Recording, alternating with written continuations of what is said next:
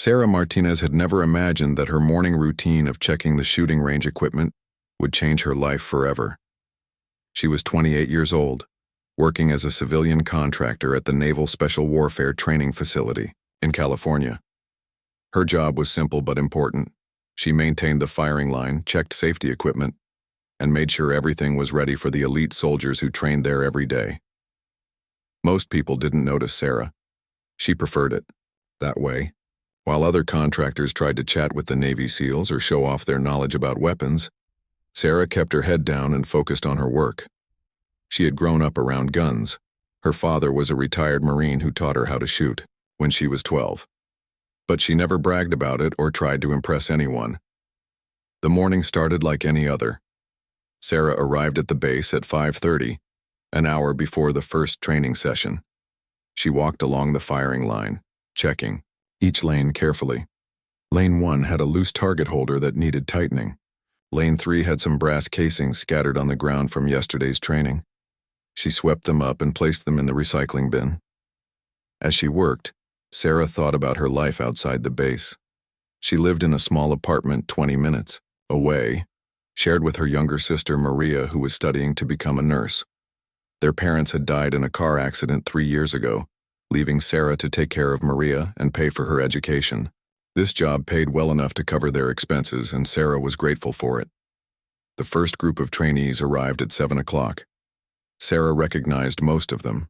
They had been training here for weeks. There was Lieutenant Thompson, who always nodded politely when he saw her. Petty Officer Williams, who sometimes asked about the weather. And then there was Chief Petty Officer Jake Morrison. Jake was different from the others. He was 32, with sandy brown hair and serious gray eyes. He had been deployed to Afghanistan and Iraq multiple times, and everyone respected him. But what struck Sarah most about Jake was how he treated everyone with the same respect, whether they were fellow SEALs or civilian workers like herself.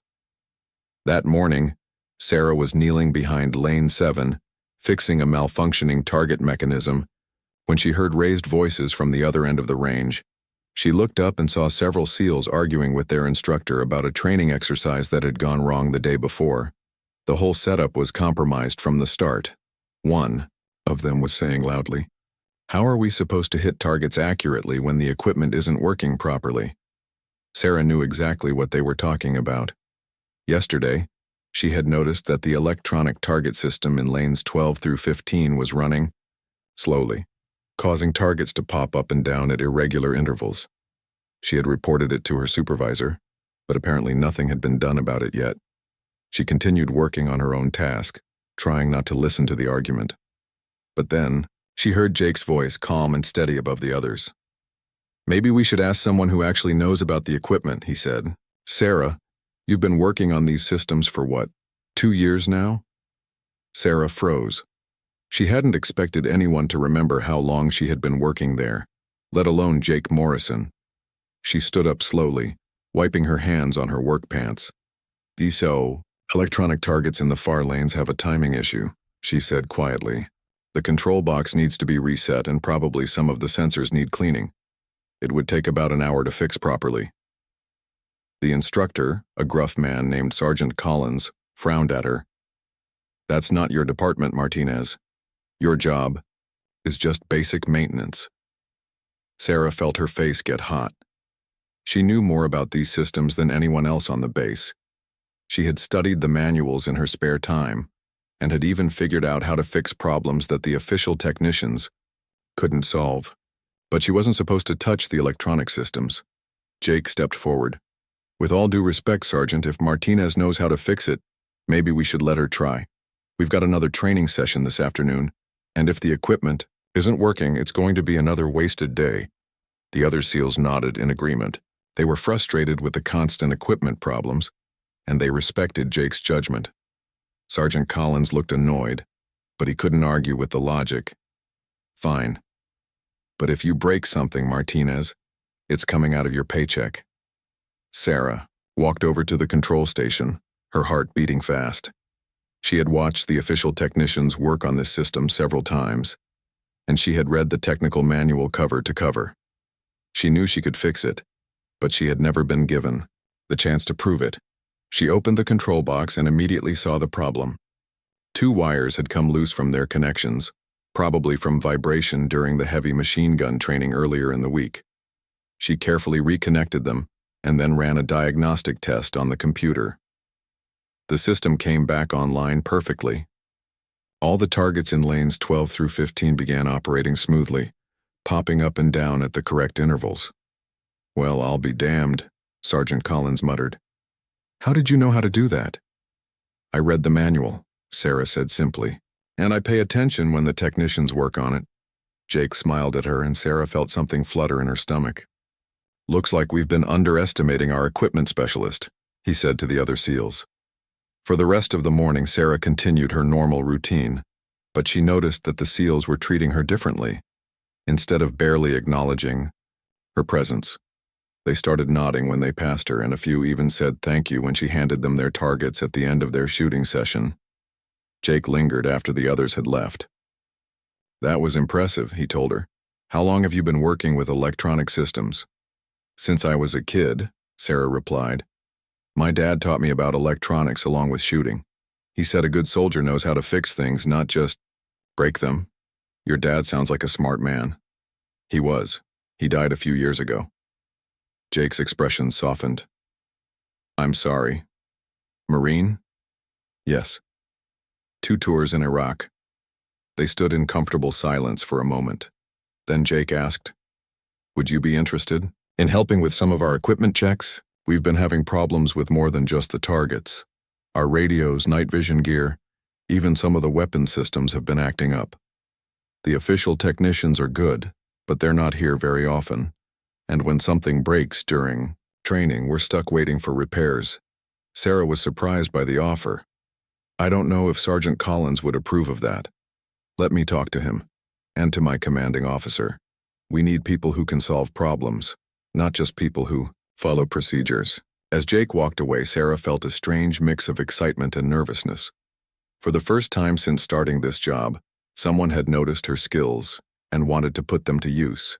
She didn't know it yet, but this conversation was the first step toward a partnership that would test both her technical abilities and her courage, in ways she never could have imagined. 3 days after fixing the target system, Sarah received an unexpected message on her work phone. It was from Jake Morrison, asking her to meet him at the equipment storage building after her regular shift. She spent the rest of the day wondering what he wanted and fighting butterflies in her stomach. When she arrived at the storage building, she found Jake waiting with 2 other SEALs she recognized, Petty Officer First Class David Chen and Petty Officer Second Class Marcus Rodriguez. They were standing around a table covered with various pieces of military equipment, all of it looking damaged or broken. "Thanks for coming," Jake said. "We have a problem and we think you might be able to help us solve it." Sarah looked at the equipment spread across the table. There were night vision goggles with cracked screens, radio handsets that looked like they had been dropped from a great height, and what appeared to be some kind of electronic scope with a dent in the side. "What happened to all this stuff?" she asked. "Training exercise last week," Chen explained. "We were practicing urban warfare scenarios and things got a little rough. The official word is that this equipment needs to be sent back to the manufacturer for repairs, which means it'll be out of commission for at least 6 weeks, maybe longer," Rodriguez added. "And we've got a major training exercise coming up in a month. Without this gear, we can't practice the scenarios we need to know." Jake picked up one of the damaged night vision units. "The question is, do you think any of this can be fixed here, unofficially?" Sarah examined each piece carefully. The night vision goggles had cracked screens, but the internal electronics looked intact. The radios had damaged cases but seemed functional inside. The electronic scope was the most challenging. It had both external damage and what looked like water damage from being submerged during a river crossing exercise. "I think I can fix most of this," she said slowly. "But I'd need access to tools and replacement parts that I don't have. And if anyone found out I was working on classified military equipment without authorization..." "That's where things get interesting," Jake said. "I talked to my commanding officer about your work on the target system. He was impressed enough to ask some questions about your background and security clearance. Sarah was surprised. I have a basic clearance for working on the base, but nothing special. That's going to change, Chen said with a grin. If you're willing, they want to give you an upgraded clearance and officially add equipment repair to your job description. The paperwork is already in progress. Sarah felt her heart racing. This was more responsibility than she had ever expected, and it meant her work would finally be recognized officially, but it also meant more pressure and higher expectations. There's something else, Jake added. They want to know if you'd be interested in joining some of our training exercises as technical support. Not in combat situations, obviously, but in scenarios where we need someone who can fix equipment problems in the field. You mean like going out on training missions with you? Exactly. A lot of our operations depend on technology working perfectly, and when something breaks in the middle of a mission, we need someone who can figure out how to fix it quickly.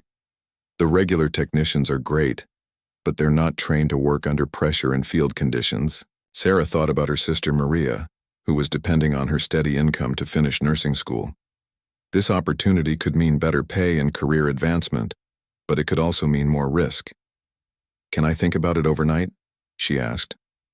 Of course, Jake said. But in the meantime, would you be willing to take a look at this equipment? Even if you decide not to take the official position, we could really use your help getting this gear working again. Sarah spent the next 2 hours examining each piece of damaged equipment in detail. The night vision goggles needed new display screens, which she thought she could order through standard supply channels. The radios needed new cases and some internal rewiring, but the core components were undamaged. The electronic scope was the biggest challenge. It was a sophisticated piece of equipment that combined thermal imaging with traditional optics, and the water damage had corroded several circuit boards. Sarah had never worked on anything quite like it, but as she studied the technical diagrams Jake had brought, she began to understand how it functioned. I think I can fix this, she said finally. But it's going to take some research and probably some trial and error. I'll need to study the technical manuals and maybe contact the manufacturer's technical support line for advice. Whatever you need, Jake said. We'll get you access to any documentation or resources that might help. As they packed up the equipment, Rodriguez asked, So what got you interested in electronics in the first place? It's not exactly a common hobby. Sarah smiled, thinking of her father. When I was growing up, my dad was always fixing things around the house. Cars, appliances, electronics, you name it. He said it was important to understand how things worked, not just how to use them. When something broke, instead of throwing it away or calling a repairman, we'd take it apart and figure out how to fix it ourselves. Sounds like a practical man, Chen said. He was. He also taught me that there's no shame in any honest work, whether you're fixing radios or cleaning floors. What matters is doing your job well and helping the people who depend on you. Jake nodded appreciatively. That's a good philosophy, and it sounds like you learned it from someone who knew what he was talking about.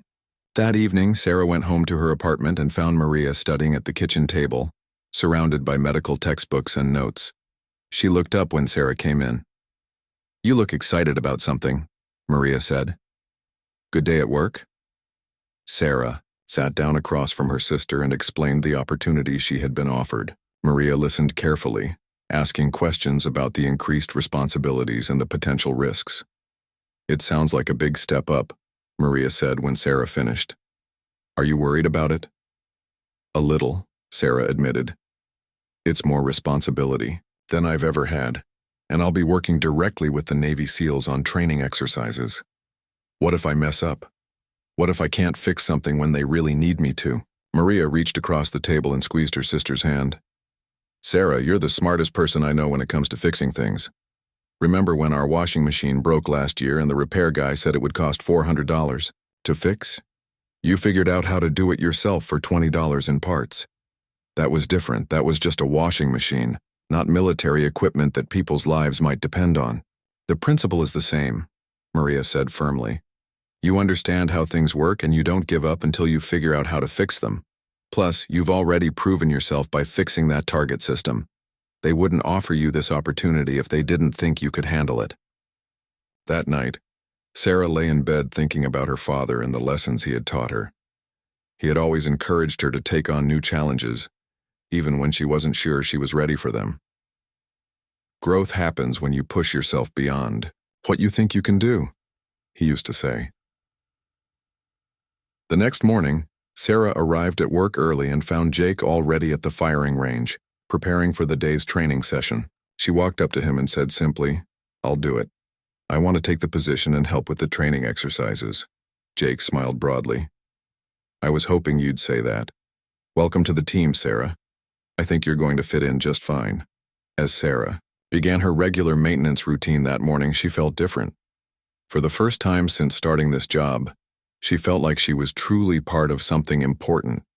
She didn't know that within a few weeks her skills would be tested in ways that would surprise everyone, including herself. 2 weeks after accepting her new position, Sarah found herself sitting in the back of a military transport truck at 4 a.m, heading toward her first field training exercise.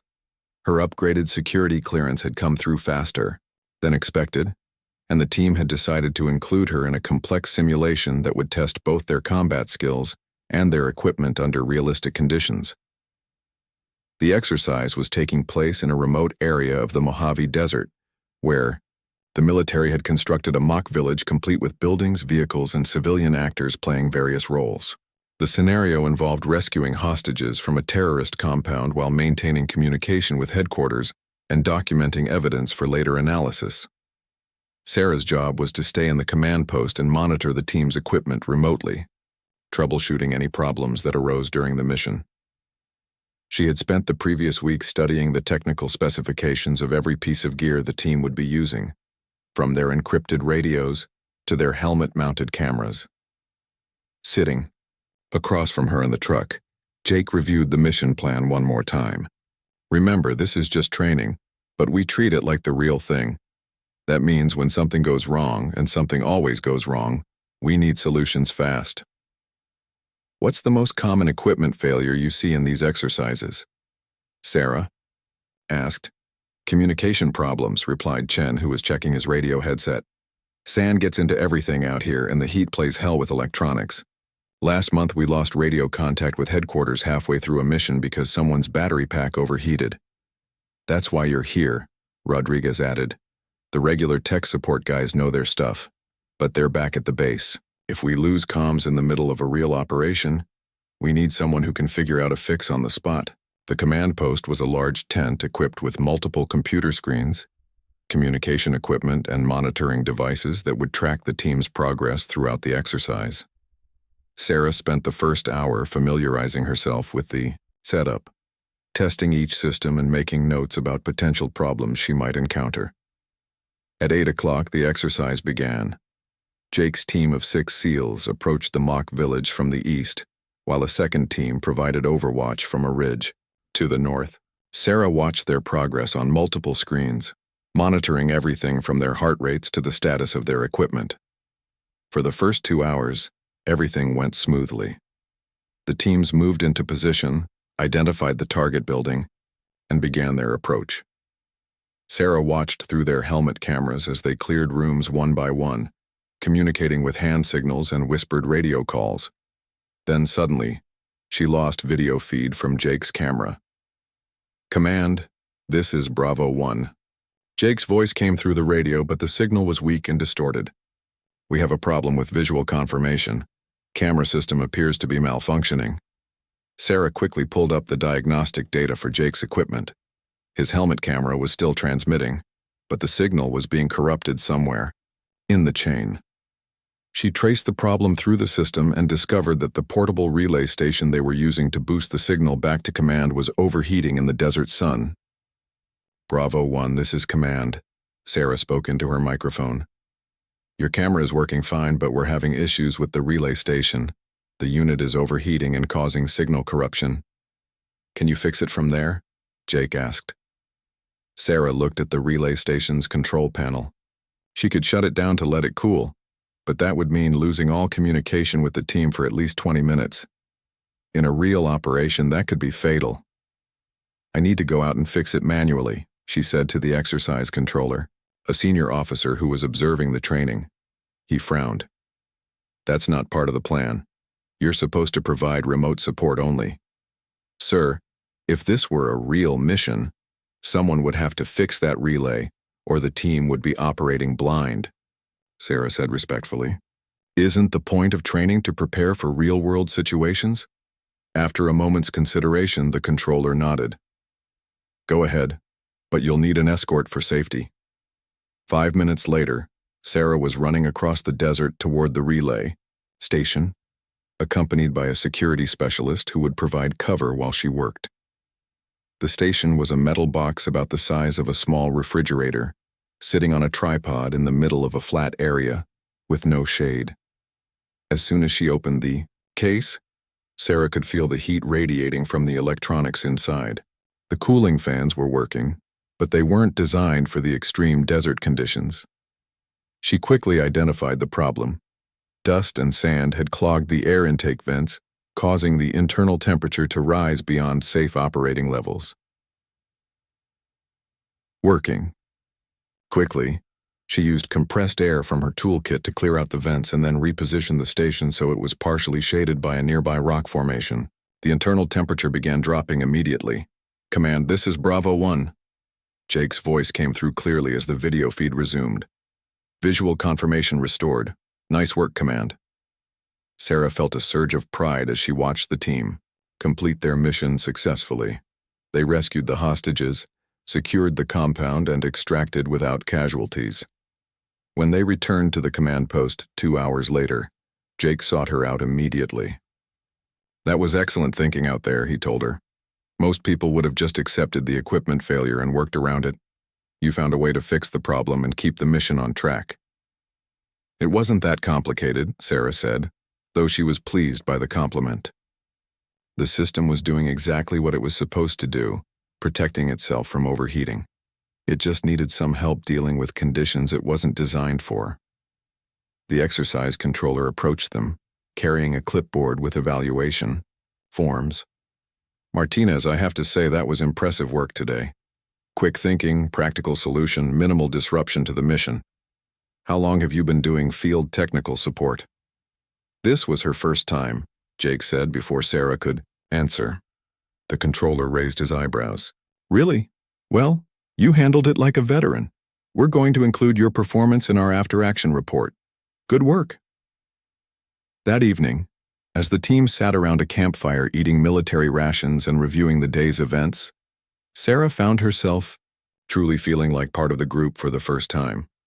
They asked her questions about her background, shared stories from their own training and deployments, and treated her as an equal member of the team. So what made you want to work with the military?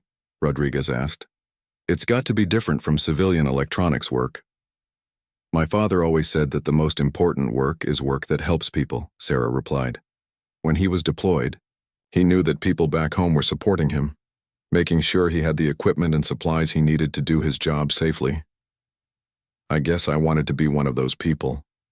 Chen nodded thoughtfully. That makes sense.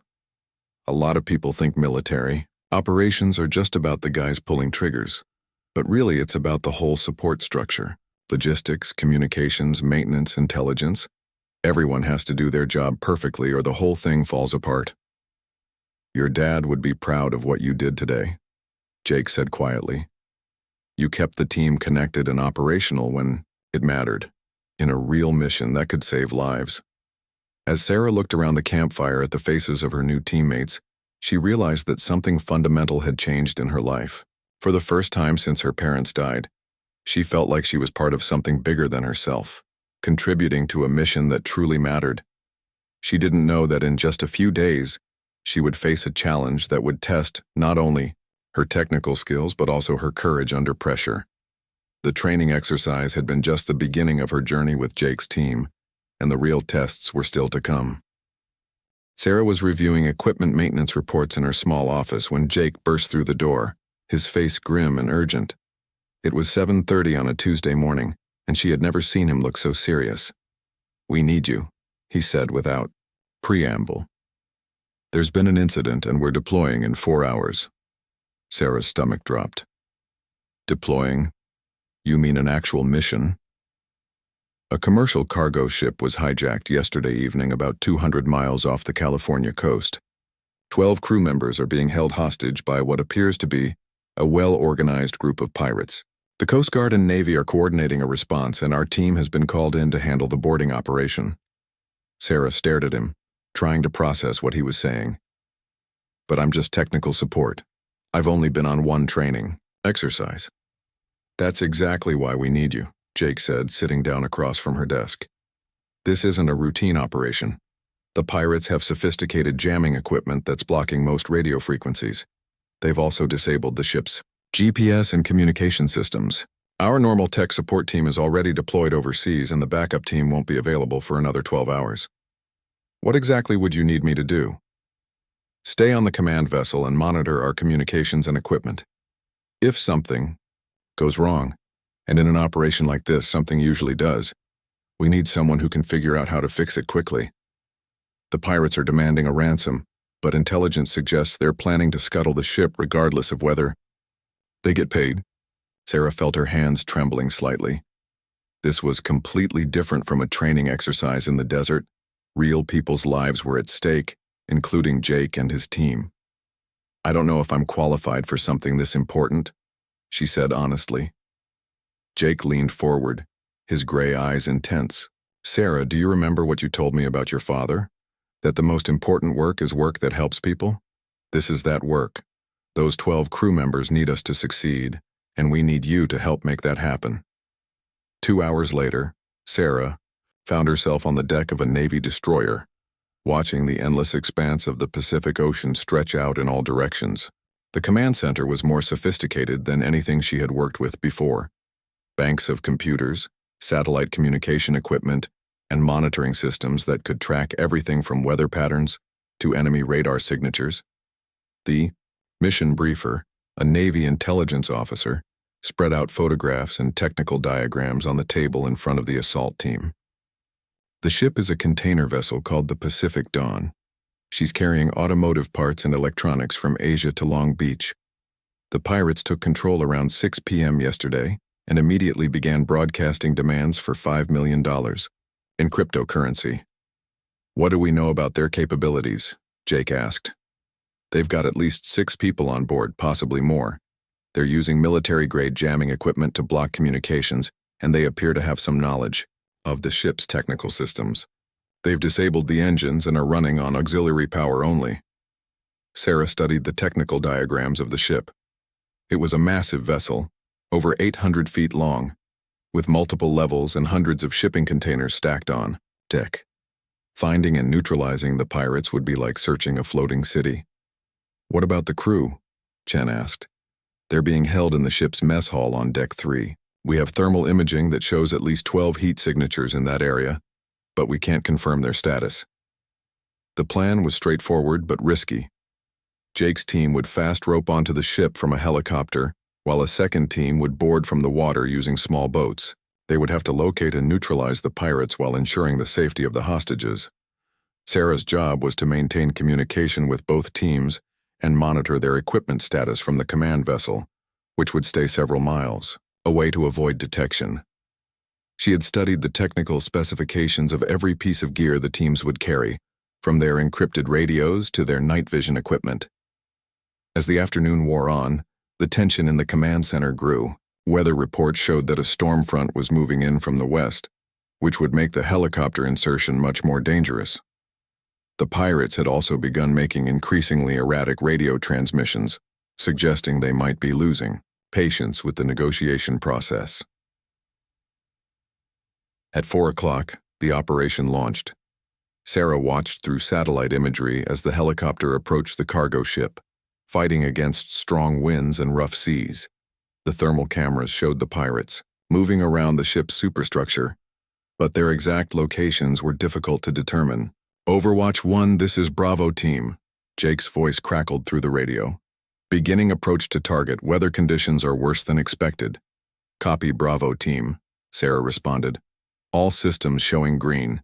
You have full satellite coverage and communications relay.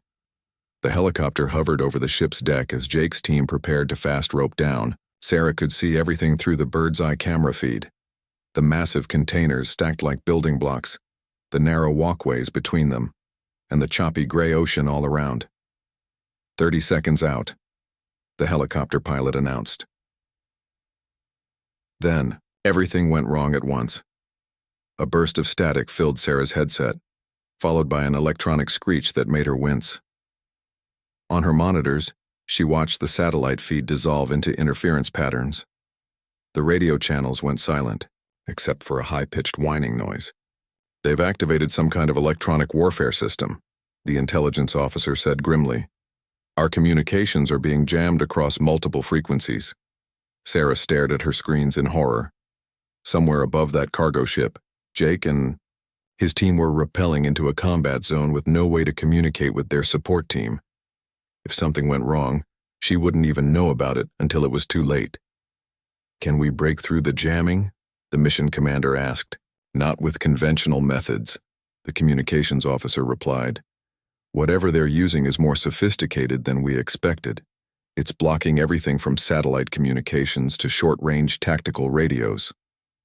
Sarah's mind raced through everything she knew about electronic warfare and communication systems.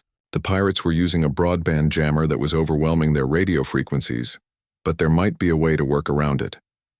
"What if we change our approach entirely?" she said suddenly.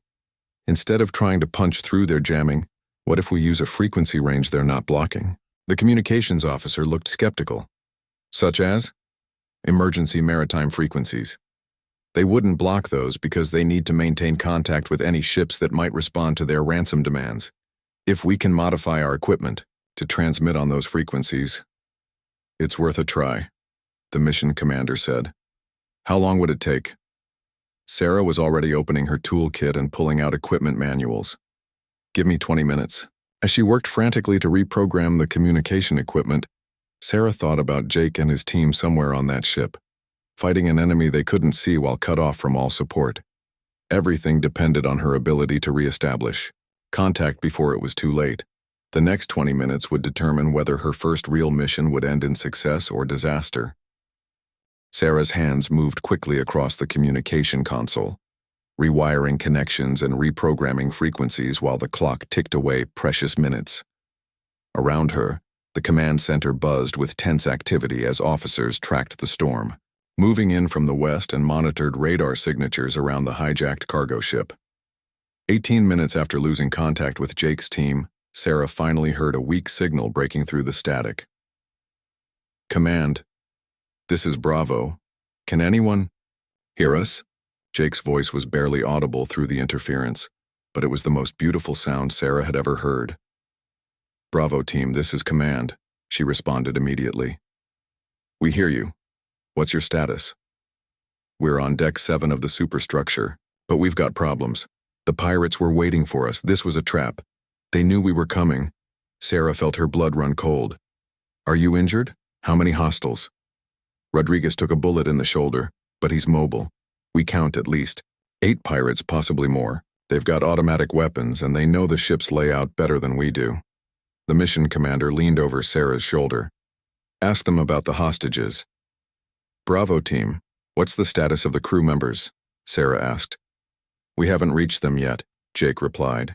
"The pirates have the mess hall heavily guarded, and they're using the crew as human shields. We need support from Alpha Team, but we can't reach them on any frequency." Sarah quickly switched to a different emergency channel and tried to contact the second team that had boarded from the water. After several attempts, she finally made contact with their team leader, Petty Officer Mitchell. "Alpha Team, this is Command. Bravo Team is pinned down on Deck 7 and needs immediate assistance." "Copy, Command. We're on Deck 2, but we're facing heavy resistance as well. These guys are better trained than we expected.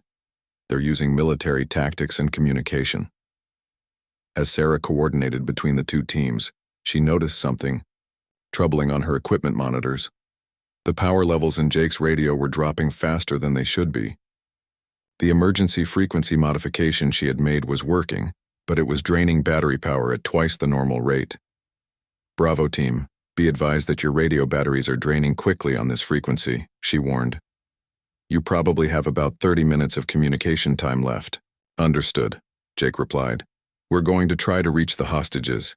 If we lose comms, continue coordinating with Alpha Team."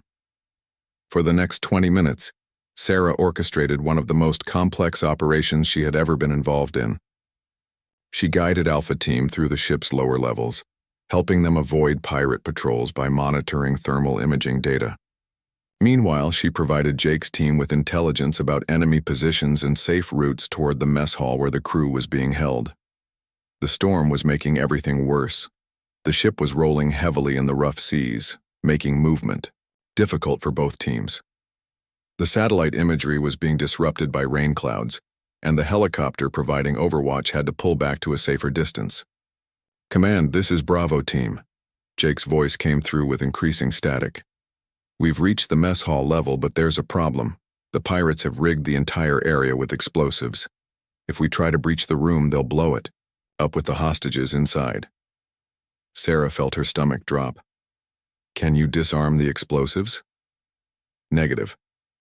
This isn't something we can handle with our current equipment. We need an explosives expert, and we need one fast."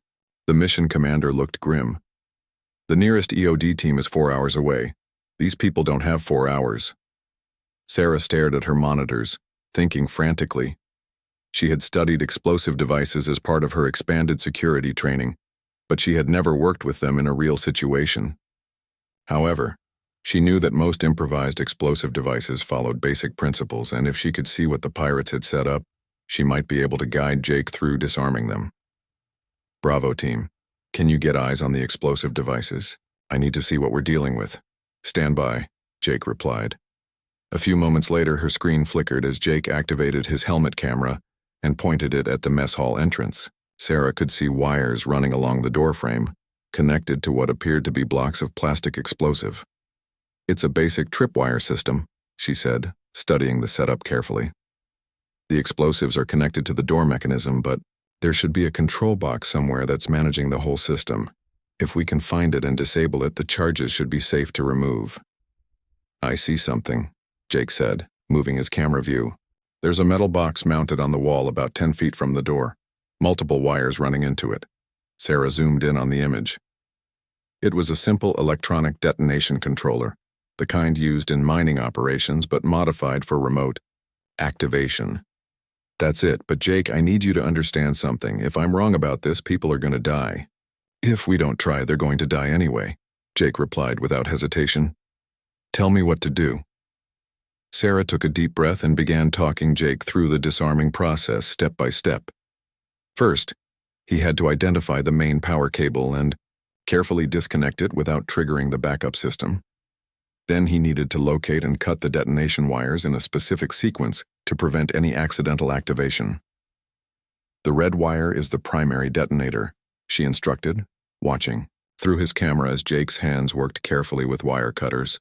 "Cut it first, but make sure you don't touch the blue wire until after the red one is disconnected." "Red wire cut," Jake reported. "Now the blue wire. That's the backup detonator. Blue wire cut. Finally, the black wire. That's the power feed to the whole system." "Black wire cut," Jake said. "All wires disconnected." Sarah held her breath as Jake carefully opened the mess hall door. If she had been wrong about any part of the disarming sequence, the explosion would kill not only the hostages but Jake as well. The door opened without incident. Through Jake's camera, Sarah could see 12 terrified crew members huddled in the corner of the room, bound but apparently unharmed. "Hostages secured," Jake announced. "All crew members appear to be in good condition." But their relief was short-lived. Sarah's monitors suddenly lit up with new thermal signatures moving rapidly through the ship. "All teams be advised," she announced. "I'm seeing multiple hostiles converging on your position. They know you've reached the hostages, and they're coming for you." What happened next was the most intense firefight Sarah had ever witnessed, even through camera feeds and radio chatter. The pirates launched a coordinated assault on both teams simultaneously, using their knowledge of the ship's layout to try to trap the SEALs in a crossfire. Sarah found herself coordinating defensive positions, calling out enemy movements, and even helping to direct covering fire from the helicopter that had returned despite the worsening weather conditions. "Alpha Team, you've got 3 hostiles coming up the stairwell to your left," she warned. "Bravo Team, there's a sniper on the container stack 40 meters to your northwest." The battle raged for what felt like hours, but was actually only 20 minutes. When the shooting finally stopped, Jake's team had successfully neutralized all the pirates and secured the entire ship. The crew members were safe, and though Rodriguez needed medical attention for his gunshot wound, all the SEALs were alive and mobile. As the Coast Guard moved in to take control of the vessel and provide medical care, Sarah slumped back in her chair, emotionally and physically drained. She had just helped coordinate a successful hostage rescue operation, guided the disarming of explosive devices, and played a crucial role in saving 12 innocent lives. The mission commander approached her station. "Martinez, that was exceptional work. Your communication fix allowed us to maintain contact throughout the operation, and your guidance on the explosives probably saved those hostages' lives." "I was terrified the whole time," Sarah admitted. "What if I had been wrong about the wiring sequence?" "But you weren't wrong." Jake's voice came through her headset. He was back on the helicopter heading toward the command vessel.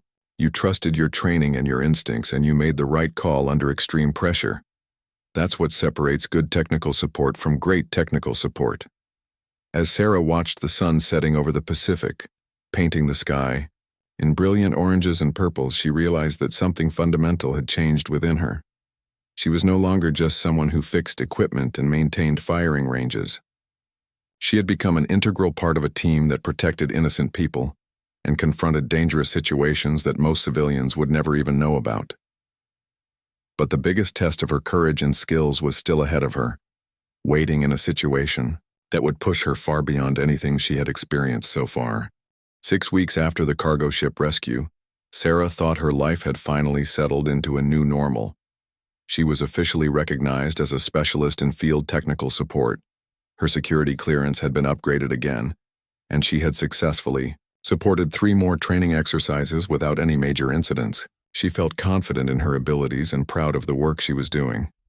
That confidence was shattered on a Thursday morning when Jake appeared at her office door with an expression she had never seen before, a mixture of determination and deep concern that made her stomach clench with worry.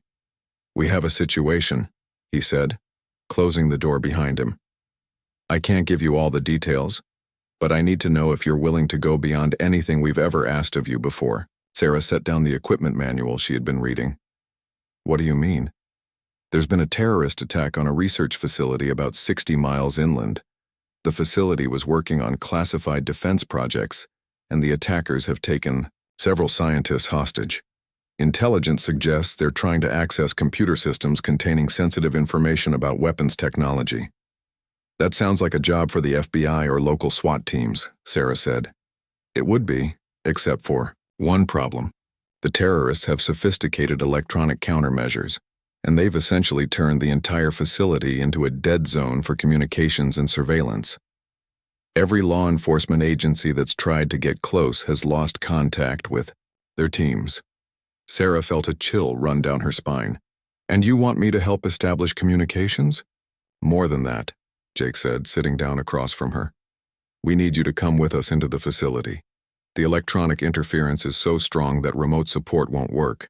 Someone needs to be on site to troubleshoot problems as they arise." Stared at him in shock.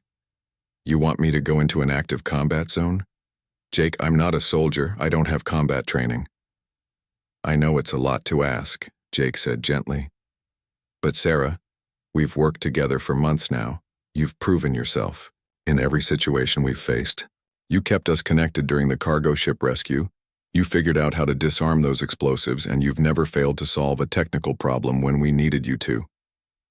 But those were all situations where I was supporting you from a safe location. This is completely different." Jake leaned forward, his gray eyes intense.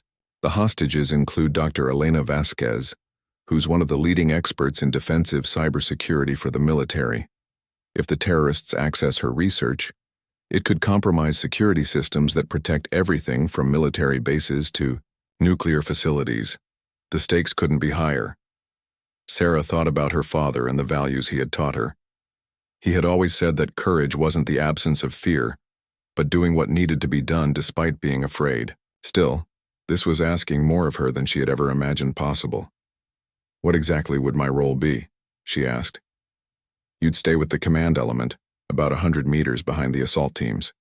Your job would be to maintain communication between our people and the outside command post, and to troubleshoot any equipment problems that arise during the operation. And if something goes wrong? If the terrorists break through your perimeter? Jake's expression grew serious. That's where things get complicated. If the situation deteriorates, you might need to defend yourself. Sarah, I have to ask you something, and I need you to be completely honest with me. How comfortable are you with firearms? Sarah thought back to all those hours she had spent at the shooting range with her father, learning not just how to shoot accurately, but how to handle weapons safely under pressure. I'm comfortable with them. My dad made sure of that. But I've never had to use a gun in a life-or-death situation. I hope you won't have to, Jake said. But I need to know that if the worst happens, you can protect yourself and potentially others. That afternoon, Sarah found herself at the base's armory, being fitted with body armor and weapons by the team's equipment specialist. The gear was heavier than she had expected. The bulletproof vest alone weighed 15 pounds, and the helmet with its integrated communication system added another 4 pounds. The rifle is set for semi-automatic only, the specialist explained, showing her the modified M4 carbine she would carry. It's lightweight and has minimal recoil. The safety is here, the magazine release is here, and remember to keep your finger off the trigger unless you intend to shoot. Sarah handled the weapon carefully, checking the safety and practicing the basic operations her father had taught her years ago. It felt strange to be holding a military rifle, knowing that in a few hours she might need to use it to defend innocent lives. The team briefing took place in a secure conference room filled with satellite photos, building blueprints, and intelligence reports. The research facility was a 3-story concrete building surrounded by a chain-link fence, located in a remote area with no nearby civilian population. Intelligence indicates at least 6 terrorists inside, the briefing officer explained. They've been there for 8 hours, and they appear to be systematically working through the computer systems, trying to access classified files. The hostages are being held in the main laboratory on the 2nd floor. What about their electronic countermeasures? Sarah asked. It's unlike anything we've seen before. They're using some kind of adaptive jamming system that shifts frequencies to block whatever we try to use for communication. It's sophisticated enough that it might be foreign military technology. The plan was straightforward but risky. Jake's team would approach the building from 3 sides while Sarah and a small command element would set up in a maintenance building about 100 meters away. From there, she would try to establish and maintain communications with the assault teams and coordinate with the outside command post. As the sun set and the team prepared to move out, Jake approached Sarah one more time. Are you sure about this? It's not too late to back out. Sarah adjusted her body armor and checked her rifle one final time. I'm scared, she admitted, but those people in there are depending on us to get them out safely. If I can help make that happen, then I have to try. The ride to the target location took 40 minutes through winding mountain roads. Sarah sat in the back of an armored vehicle, running through everything she had learned about the communication systems and trying to prepare herself mentally for what was ahead. When they reached the staging area, Sarah got her first look at the research facility through night vision equipment. It was a stark utilitarian building with few windows, surrounded by empty parking lots and desert scrub.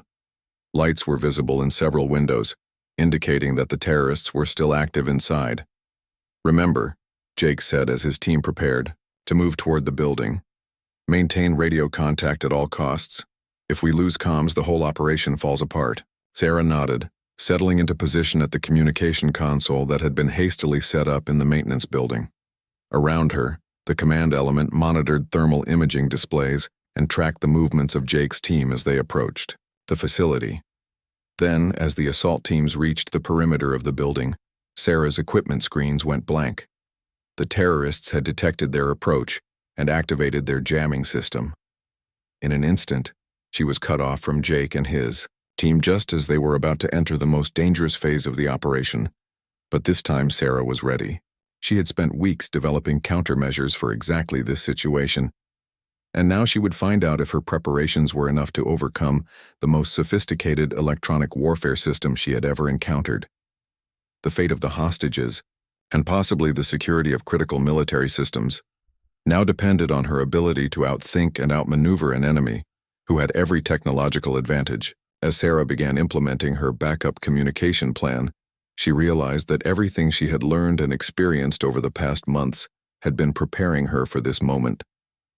The quiet young woman who had once just maintained firing ranges was about to face the ultimate test of her courage, intelligence, and determination.